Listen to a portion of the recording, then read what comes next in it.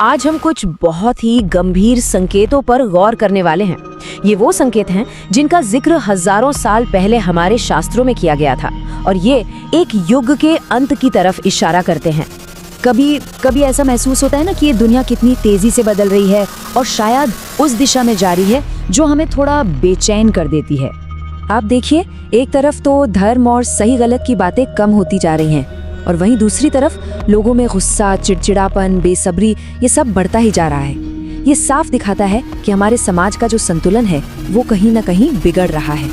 तो सवाल यही उठता है, क्या ये वही संकेत हैं जिनकी भविष्यवाणी हजारों साल पहले हमारे धर्म ग्रंथों में की गई थी? अच्छा, इसको समझने के लिए ना थोड़ा पीछे चलते हैं। देखिए, हमारे शास्त्रों के हिसाब से समय 4 युगों के एक साइकिल में चलता है। सतयुग, त्रेता युग, द्वापर युग और फिर आता है कलयुग, जिसमें हम और आप अभी जी रहे हैं। विष्णु पुराण और भागवत पुराण जैसे महान ग्रंथों में ना इस युग के अंत के कई साफ साफ संकेत दिए गए हैं। तो चलिए आज हम उनमें से 5 सबसे बड़े संकेतों को समझने की कोशिश करते हैं। तो शुरुआत करते हैं 5वें संकेत से और वो है धर्म का पतन। मतलब समाज से सही गलत की समझ और अच्छे आचरण का धीरे धीरे खत्म हो जाना। हमारे शास्त्रों में ये बिल्कुल साफ साफ लिखा है कि इस युग में यानी कलयुग में धर्म के जो 4 पैर हैं, सत्य, दया, तप और दान, उनमें से सिर्फ एक ही बचेगा, बस 1/4। मतलब धर्म की जो बुनियाद है वो लगातार कमजोर होती जाएगी। अब जरा आज के समाज को देखिए। रिश्वत, लेना देना ये तो जैसे आम बात हो गई है। झूठ बोलने वाले को चालाक या स्मार्ट समझा जाता है और अगर कोई धर्म या अध्यात्म की बात करे तो कई बार लोग उसका मजाक बना देते हैं। तो क्या ये वही हालत नहीं है जिसका जिक्र हमारे ग्रंथों में मिलता है? अब आते हैं चौथे संकेत पर और ये है परिवारों का टूटना। परिवार जो किसी भी समाज की सबसे पहली और मजबूत कड़ी होती है, उसी का बिखर जाना। महाभारत में एक भविष्यवाणी है जो कहती है कि कलयुग में बेटा अपने पिता की इज्जत नहीं करेगा। और देखिए, ये सिर्फ एक रिश्ते की बात नहीं है, ये इस बात का प्रतीक है कि पूरे परिवार की जो व्यवस्था है उसमें सम्मान ही खत्म हो जाएगा। आज हम क्या देख रहे हैं? माता पिता को ओल्ड एज होम्स में छोड़ दिया जाता है। रिश्ते मतलब और स्वार्थ पे टिके हुए हैं और शादी जैसा पवित्र बंधन वो भी कितना कमजोर हो गया है। परिवार की वो नींव आज सचमुच हिल रही है। तीसरा संकेत सीधा हमारी प्रकृति से जुड़ा हुआ है और वो है प्राकृतिक आपदाओं का लगातार बढ़ना।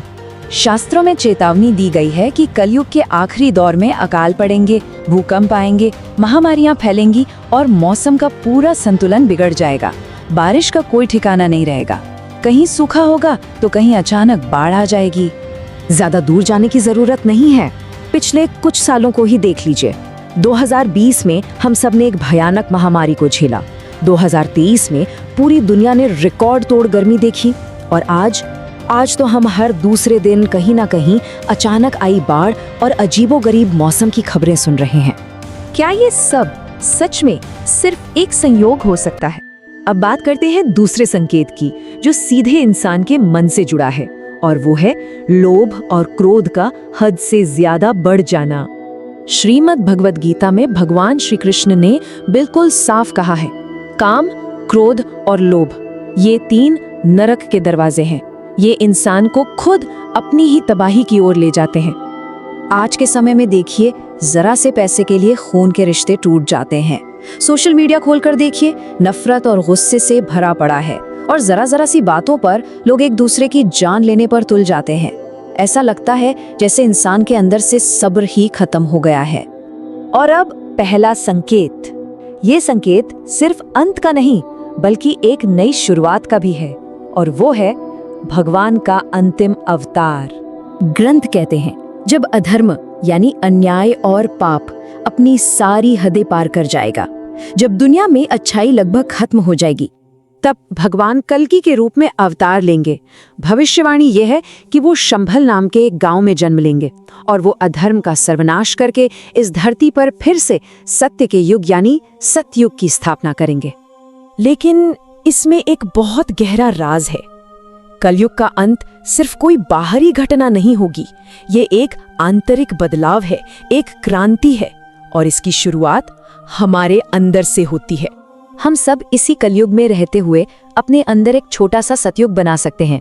पर कैसे? बहुत आसान है। हमेशा सच बोलकर, अपने माता पिता और बड़ों की इज्जत करके और अपने धर्म यानी अपनी जिम्मेदारियों और कर्तव्यों को बिना किसी स्वार्थ के पूरा करके। क्योंकि एक बात हमेशा याद रखनी चाहिए, युग बदलने से पहले इंसान का मन बदलना जरूरी है। असली बदलाव बाहर नहीं, हमारे भीतर से ही शुरू होता है।